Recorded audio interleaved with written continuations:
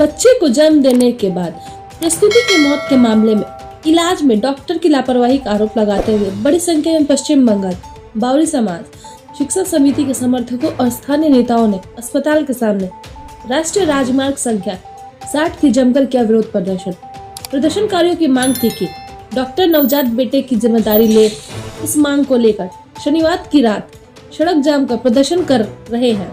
जानकारी के अनुसार शनिवार की सुबह दुर्गापुर के गोपालमठ इलाके के रहने वाले कार्तिक बावरी की 32 वर्षीय पत्नी ममनी बावरी को डॉक्टर विजन मुखर्जी को देखरेख में रानीगंज के मारवाड़ी रिलीफ सोसाइटी अस्पताल में भर्ती कराया गया था। दोपहर में जब सीजरियन से बच्चे को जन्म दिया गया तो उसकी शारीरिक स्थिति बिगड़ गई और उसकी मौत हो गई। घटना की खबर मिलते ही रात को पश्चिम बंगाल बावरी समाज शिक्षा समिति के नेता और मृतक के परिजन व स्थानीय लोग उस चिकित्सा केंद्र के सामने पहुंचे और मांग की कि इस तरह से प्रसूति की मौत क्यों हुई और सवाल उठा कि जिस नवजात के प्रसव के बाद मौत हो गई उसकी देखभाल परिजन कैसे करेंगे और उपाय करने की मांग की। इस समय स्थिति को सुलझाने के लिए पुलिस प्रशासन और स्थानीय नेतृत्व राष्ट्रीय राजमार्ग के उस हिस्से में मौजूद है और बातचीत के जरिए समस्या का समाधान निकालने की कोशिश कर रहे हैं।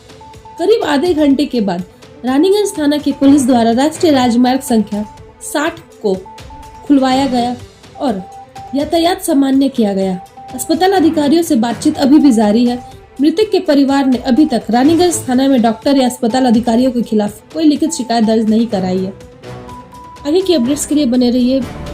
ब्यूरो रिपोर्ट, न्यूज गुरु, आसनसोल।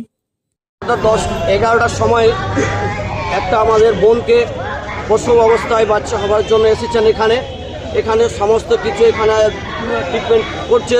করার পর বলেছেন এটা কোনো ডাক্তার কিন্তু আসেনি, ওই অবস্থায় ফেলে রেখে দেওয়া হয়েছে।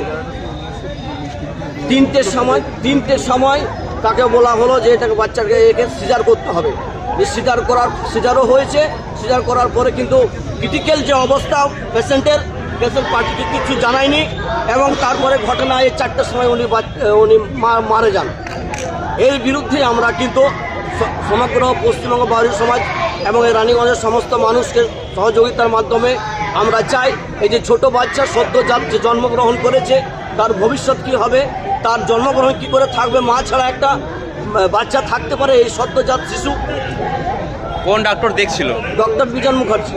কি মনে হচ্ছে এই অত বড় ঘটনা কি ঘটলো, কি কারণটা কি? আমরা মনে করছি এটা গাফিলতি, ট্রিটমেন্টের গাফিলতি আছে।